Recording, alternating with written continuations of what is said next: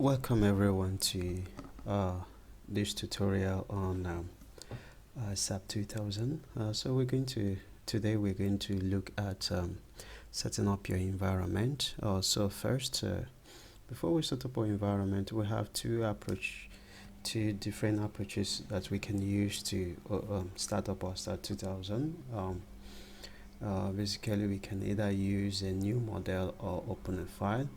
So I'm going to use a new model because for now we're going to use the new model to start up a new model. So I'm just going to click here, and then I'll have the grid only, I have the blank, I have beams, I have trusses, I have 3D trusses. These are you have a template from which you can edit from to get what you want. Take for example, we can choose 3D 3D trusses, and from here we can choose transmission tower 4 for example, and just click OK, or maybe transmission tower 2 or transmission tower 2 or transmission tower 1, whichever one. Just for an illustration, I'm going to click here and I click OK. So we can see a template of a transmission tower. From here we can edit these to our design and to make it what we want. But here I'm just going to click this, close this, basically just open a new one. It's going to ask me to save. No, I don't want to save. I click no. So I'm going to choose grid only. Now first I'll go back. I choose my unit. I want my unit to be in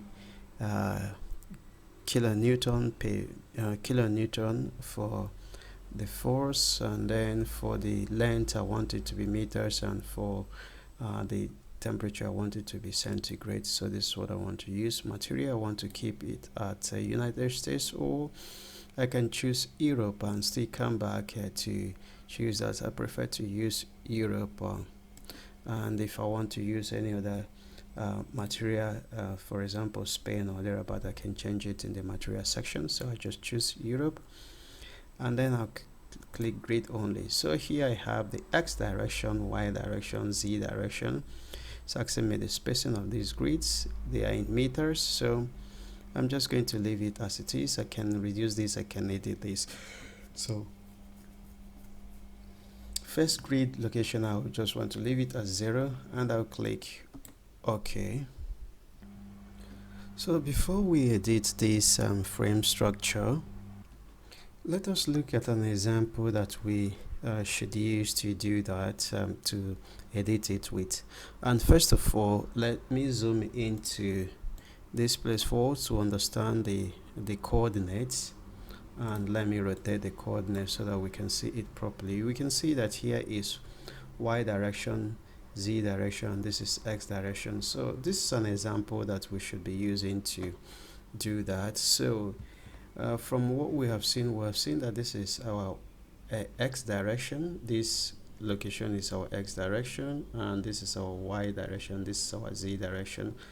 How many points do we have in the Z direction? We just have here 1 and 2, and for our X direction we have 1, 2, 3, 4, 5. So let me set it one by one. So first of all, let me just go here, then we go to you right click inside here, you go to edit grid data, and then you go to modify, select the global, modify. So and first let's go back to our picture again. So I have X direction. How many do I have? 1, 2, 3, 4, 5 at 2.4 intervals. So I'm going to choose my X direction, X direction, 1, 2, 3, 4. So that is 4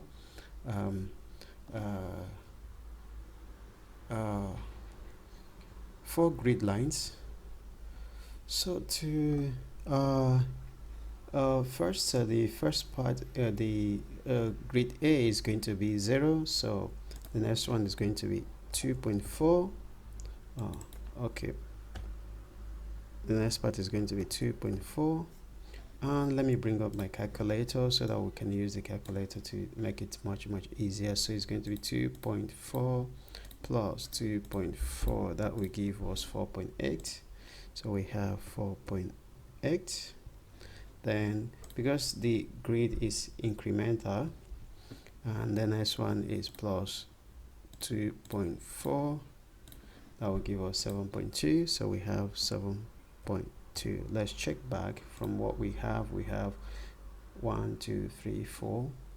So for here we have 1 2 3 4 5. Oh, we have 5, so I'm going to add plus 2.4, so we have 9.6. so I'm going to add another one, add 9.6 automatically, since he knows that this increment of 2.4 is going to add automatically 9.6. okay, we have set our x direction, so let's go back to our picture again.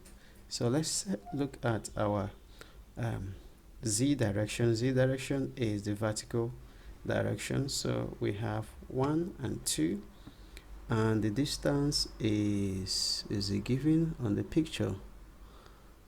Okay, let me assume that it's square, so I'm going to choose the distance is not given. The distance is not given. The distance is not given. The height is not given. I actually went to researchgate.net to take this picture. So we'll just assume a height of 6 meters. So I'm just going to come here for my z direction. I'm going to delete all these. I'm going to delete all this. Oh, I'm adding instead of deleting. So I'm going to delete all this and just have 2 here and just put 6 meters. For my z direction, which is I have for my z direction I have the same with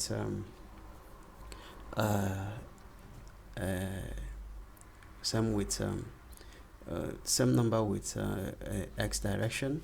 So for my y direction actually, so I can leave it to be 1 or 2. I can leave it to be 2, which should be 1 and 2, and make it 9.6. and because there is this one's coming this way because of this, let me just put it to be complete. So I just go back here and I change this to 2.4, and the next one will be 4.8. the next one will be 7.2, and when I add the next one, it's going to be 9.6. then I'll click OK, and I'll click OK. So, and we have our XY plane, XZ plane is here. So we have 1 2 3 4, and our 3D is here, and this is our 3D. So this is basically how we can set up our environments. And then in case maybe you forgot to choose your unit properly, you can come down here at the lower right corner here, and then you can change your unit as you want, and then you choose your unit, and that will be okay.